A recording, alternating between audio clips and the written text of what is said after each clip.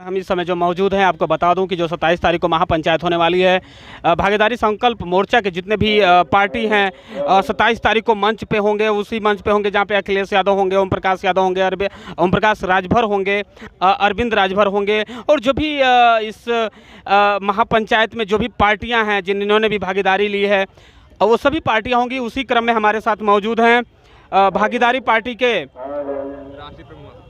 राष्ट्रीय प्रमुख महासचिव महेश चंद्र प्रजापति जी। आइए इनसे बात करते हैं और जानते हैं ये जो 27 तारीख को कल जो रैली होने वाली है, क्या कहना चाहेंगे आप?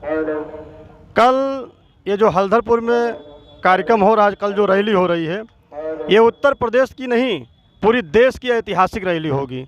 हमको लगता है कि यहाँ कल इतना जनसैलाब होगा कि नरेंद्र मोदी जी के कार्यक्रम में इतना जनसैलाब नहीं होगा। और ये 2022 के विधानसभा चुनाव का आगाज़ है कि उत्तर प्रदेश से बाबा जी को भगाकर वहीं जगह ले जाकर बैठाया जाएगा जहां से वो निकल के आए हुए हैं। क्या लगता है 2022 में जनता, क्योंकि बीजेपी भी चुकेगी नहीं, वो सत्ता में रह चुकी है, तो क्या लगता है कि 2022 में आप लोग जितने भी भागीदारी संकल्प हैं, समाजवादी पार्टी भी साथ में आ रही है, तो आप लोग कुछ अच्छा कर पाएंगे? देखिए, मैं आपको बता दूं, आप गांव में चले जाइए, भागीदारी संकल्प मोर्चा का एक पदाधिकारी गाँव में काम कर रहा है। आप गांव में चले जाइएगा तो देखिएगा कि इस बार अगर वोट मांगने ये लोग जाएंगे तो ये जान लीजिए कि गांव की जो जनता है इनके दोनों हाथ काट कर तब भेजेंगे वापस। 69,000 शिक्षक भर्ती में 5,844 पद पिछड़ों का खा लिया गया। भाजपा में बैठे हुए पिछड़ी जाति के जितने भी नेता हैं, चाहे वो केशव प्रसाद मौर्य हो, चाहे स्वामी प्रसाद मौर्य हो, चाहे स्वतंत्र देव पटेल हो, इन लोगों के मुँह से जबान नहीं निकल रही है। अभी आप लोगों ने बांदा के कृषि विश्वविद्यालय में देखा, 13 असिस्टेंट प्रोफेसर की वैकेंसी निकलती है और 11 ठाकुर जाति के लगाए जाते हैं। क्योंकि ठाकुर की सरकार है, बाबा जी की सरकार है, जाति देखकर मुआवजा देते हैं। इनकी जो ठोकों की नीति चल रही है उत्तर प्रदेश में ना, 2022 में इसी प्रदेश की जनता इनको ठोक कर भगाएगी। बात करें पिछड़ी जातियों की, आपको बता दूं आज़ादी के 75 साल के बाद बहुत ऐसे मंत्री बनाए गए। बहुत उत्तर प्रदेश के हम उस जगह पे हैं जहां पे देश के सबसे अधिक प्रधानमंत्री दिए हैं और सबसे अधिक लोकसभा की सीटें हमारे यहाँ, विधानसभा की सीटें हमारे यहाँ, हम सबसे अधिक वोटर भी हमारे यहाँ, और सबसे ज़्यादा परेशानी में भी हमारे ही लोग हैं इस समय उत्तर प्रदेश के। रीजन क्या रहा है? देखिए, सच्चाई क्या है, भाजपा एक ऐसी झूठ पार्टी, बीजेपी का मतलब भारतीय झूठ पार्टी, इनके कथनी और करनी में बड़ा अंतर है। ये जब वोट लेने की बात आती है तो पिछड़े दलित अल्पसंख्यक की वोट तो ले लेते हैं, लेकिन जब हिस्सेदारी की बात आती है तो हिस्सेदारी नहीं देना चाहते हैं।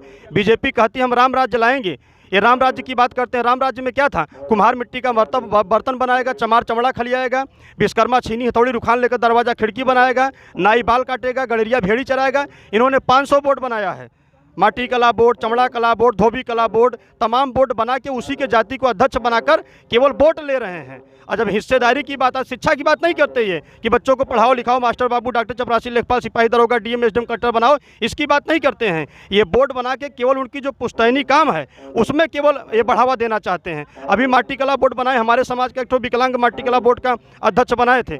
जब हमने पार्टी की हमारी बढ़ती हुई ताकत को देखकर उसको एमएलसी बना दिए, जब और चाप के हमने ताकत बढ़ाया तो उसको मंत्री बना दिए।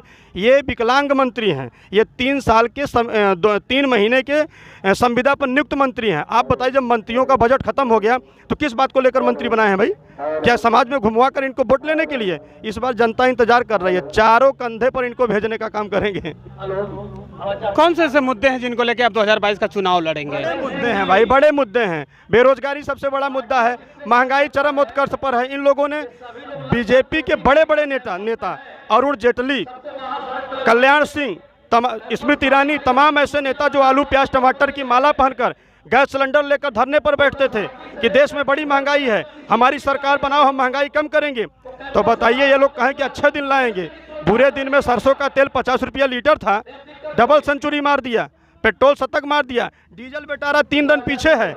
वो तो कह रहे हैं अगर देखिए महंगाई होती तो जनता घर में नहीं बैठी रहती।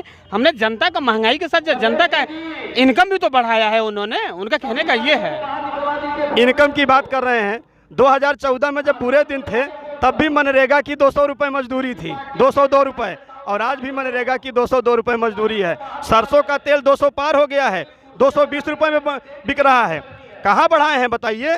रोजगार छीन लिए। यही मोदी जी कहते थे कि हमारी सरकार बनेगी, हम देश के प्रधानमंत्री बनेंगे तो 1 साल में 2 करोड़ युवाओं को रोजगार देने का काम करेंगे। देश का सबसे बड़ा झूठा पहला प्रधानमंत्री भारत के हुए हैं, जो 1 साल में 4 करोड़ युवाओं को बेरोजगार करने का काम किए हैं। ये मैं नहीं कह रहा हूँ, ये टाइम्स ऑफ इंडिया की रिपोर्ट उठा कर देखिए। अगर इतनी बुराइयां हैं, फिर सरकार पे सरकार, कई राज्यों में उन्होंने सरकार भी बनाया, प्रधानमंत्री 2 बार हो गए। अगर इतनी सारी बुराइयां तो फिर प्रधानमंत्री कैसे बन रहे हैं वो? झूठ बोल के अडानी अंबानी को खरीद लिए हैं, सारे चैनल खरीद लिए हैं। ये बता रहा हूँ कि 80 मतलब आपके हिसाब से राजनीति में झूठ बोलने वालों का बोलबाला है? भाई देखा, इनका जो नागपुर का जो सेंटर है बीजेपी का, वहाँ जगह झूठ बोलने की ट्रेनिंग दी जाती है।